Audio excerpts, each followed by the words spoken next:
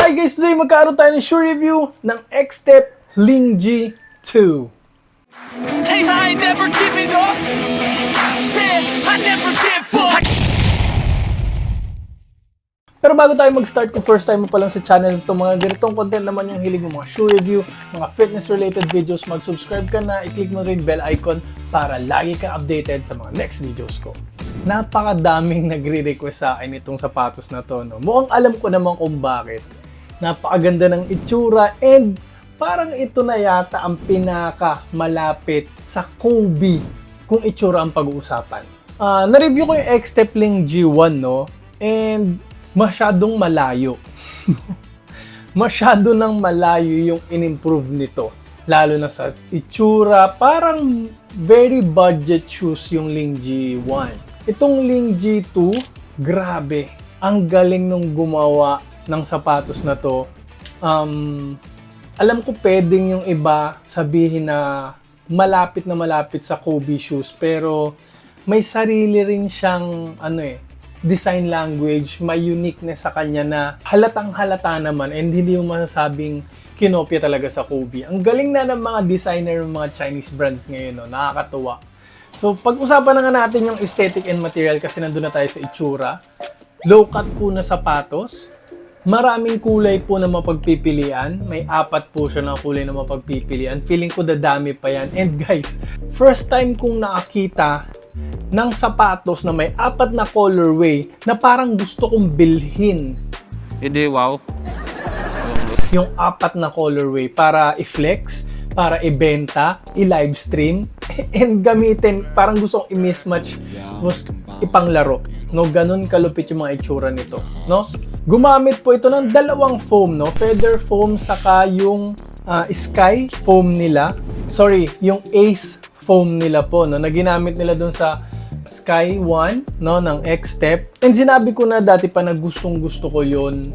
Yun din ang parang na nila ngayon, no? Yun ay parang kanilang premium foam, no? Yun yung ginagamit nila sa mga premium o mga top shoes nila, yung Ace na cushion setup, no?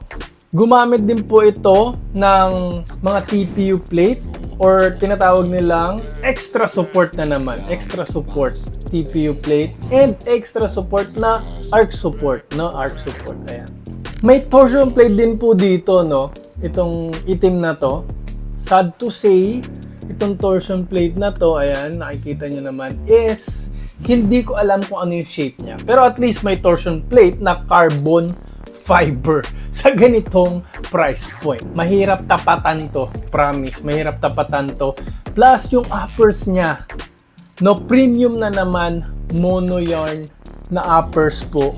No, ginagamit sa mga mamahaling shoes ng mga sa Jordan shoes, no, sa mga top tier na shoes na mga US brand, ginagamit yung mono yarn. Bakit? Very breathable yet very durable, no? Parang wala na akong hahanapin pa sa design nito, no? Parang pwedeng pamorma, pwede pang ibang sports kasi low cut. Kaya guys, aesthetic and material, 10 out of 10 po ito sa akin. Honest lang po kasi nilagay nila lahat ng mga parang premium na material na meron ng X-Step. Okay? Next, traction and outsole. Naglaro po ako sa very dusty na basketball court. Hindi siya masyadong nag-attract ng dust. Ang ganda ng traction nito. Stop on a dime. Squeaky rin po siya. Kaso lang, yun nga ang disadvantage niya. Dahil napakaganda ng mga stops mo indoor, hindi ko po siya masyadong masasuggest outdoor. Unang-una, may mga groove siya na maninipis. Na may mga area na numipis po.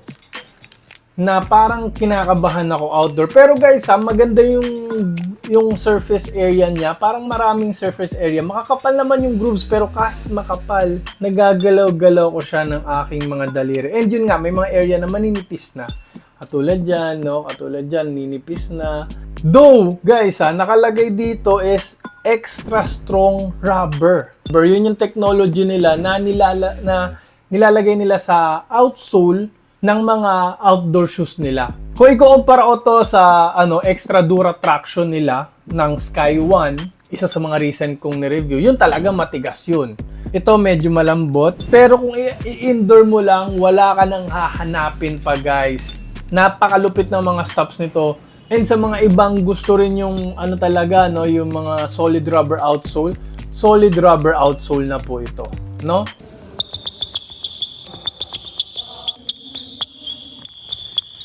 So dahil dyan guys, traction and outsole, bibigyan ko po ito ng 8.5 out of 10. Hindi lang na perfect kasi sa tingin ko hindi siya masyadong tatagal sa outdoor. Next, punta na tayo sa safety and support. Very supportive po yung uppers niya, no? Mono yarn mesh. Ito pa lang, uppers pa lang, ulam na. Very supportive. Marami ring infusing. So kahit mag tow drag kayo outdoor, okay naman, tatagal pa rin to. Usually ang mono yarn mesh matibay, parang very open siya, parang separated talaga yung yarn, magkakahiwalay talaga. For breathability, parang hindi to masyadong tatagal kung palagi kayong nagto-tow drag. Buti na lang may ganito. Good thing. So yun ang panlaban nga naman talaga doon. Plus, i-add ko lang, no, hindi ko na naisama na naman sa traction and outsole. Umaangat kasi for support din itong outsole and foam dito sa medial side. So, nag-act siya as a sidewall sa mga Eurostep, sidestep mo para kayong Malakay Irving na napupunta sa weird angles yung paa ninyo.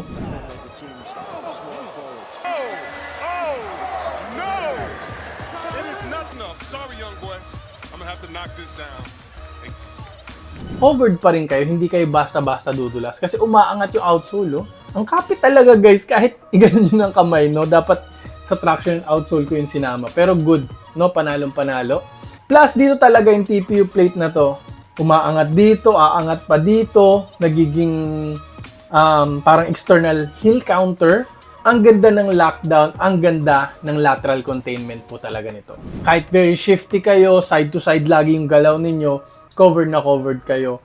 Plus, ito pa, no, parang ang galing nitong yung lacing system, kung makikita nyo, hanggang baba po yan, no, hanggang baba po ito. Parang nakakonekta nga siya dito sa parang letter X, yung logo ng X-Step. Oh. Ayan siya, oh. Hanggang ilalim po. Nahihila ko nga oh. Nahihila ko na. Para siyang more fit ng 361. Pag hinigpitan mo yung pakakasintas mo, magdi-dig in talaga. Ang ganda ng lockdown. Mararamdaman mo yung tightness. Yayakapin niya yung paa niyo. Sa heel naman guys, no, buti na lang meron ding itong parang external heel counter na leather. Plus ito nga, yung umaangat yung sinabi ko kanina. So, ang ganda ng heel counter nito. Perfect heel counter. And for me, lagi ko sinasabi, no, yung heel counter ang isa sa mga pinaka-important para para maiwasan, mapababa yung risk ng tapilok, no? Hindi puro outrigger, pero guys, yung outrigger nito okay din, ha? No, makapal-kapal naman, no? Ito. So, iwas tapilok, iwas rollover, no? Plus, na carbon fiber shank plate, no? Kung pinag-uusapan natin yung twisting, yung rollover, parang nga lang siyang isang sheet, no? Parang isang rectangle lang siya, parang maliit lang. Meron naman twisting support. So, dahil dyan, guys, parang everything is covered naman. Bibigyan ko po ito ng 9.5 out of 10. Almost perfect. Hindi ko lang na perfect kasi parang yung carbon fiber, maliit siya, no? Pero, all throughout, satisfied ako sa support. Very supportive. Feeling mo high cut kahit nakalokat ka na sapatos. Next, punta na tayo sa fit and comfort. Pag X-Step, very comfortable talaga na sapatos, no? And hindi rin po naiiba to. Very padded siya, no?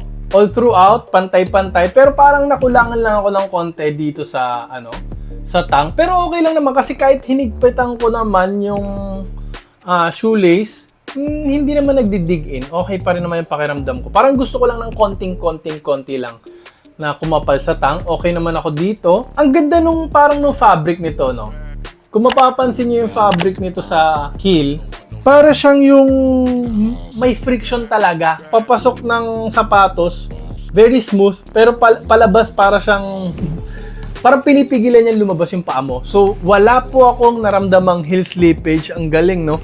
Step in comfort, okay pa rin naman. Malambot-lambot dahil dun sa Sky, dun sa Ace foam, no? Marami ring forefoot flex. Heel to toe transition, ang ganda. no? Kasi puro art. Yung weight niya guys magaan po ito, no? 339.7 grams yung bigat niya. So, isa siya sa mga pinakamagagaan na X-Step shoes na nagamit ko. Pag sa fit, dun lang guys. Ito medyo tricky to Parang yung fit niya, kung mahilig kayo sa snug fit, kailangan nyo mag one size down. Kasi parang dito sa toe area, parang meron akong space na nararamdaman. Nung naglagay ako ng insole, okay na siya. No, naglagay ako ng insole or magdoble ka ng medyas, okay na siya. Parang nakakagalaw kasi yung toes ko. Parang may excessive movement yung toes ko. Pero yung haba niya, okay naman sana. Wide foot friendly na rin to kasi nga, yun nga, may extra space, no? Pero parang sa akin, if you'll ask me, parang gusto ko pa mag 0.5 size down para umokay yung fit, no? So dahil dyan guys, fit and comfort, bibigyan ko po siya ng 8 out of 10. Gusto ko pa sana ng konting cushioning. Malambot naman sana yung step in comfort. Okay, mobile yung pa ako. Kaso lang, yung fit niya medyo tricky. Hindi ko inaasahan yun, no? Kasi ang gaganda na ng fit and ang lulupit na ng comfort recently ng mga X-Step na shoes na nagamit ko. Mag-insole kayo, tapos na yung problema. Or magdobling medyas, dalawang manipis na medyas, okay na.